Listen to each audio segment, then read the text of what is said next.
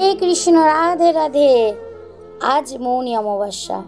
মৌনী অমাবস্যা তো 29শে জানুয়ারি সন্ধ্যা পর্যন্ত থাকবে।